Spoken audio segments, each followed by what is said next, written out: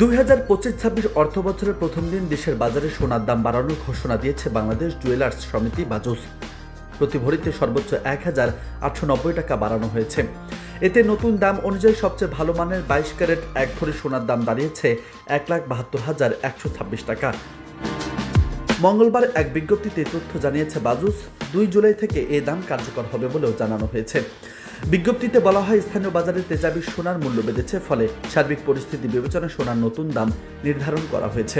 নতুন দাম অনুযায়ী সবচেয়ে ভালো মানের 22 ক্যারেটের 1 ভরি সোনার দাম 1,72,126 টাকা, 21 ক্যারেট প্রতি ভরি 1,64,299 টাকা, 22 ক্যারেট প্রতি ভরি সোনার দাম 1,40,831 টাকা। এছাড়া সনাতন পদ্ধতির প্রতি ভরি সোনার দাম 1,16,488 টাকা নির্ধারণ করা হয়েছে।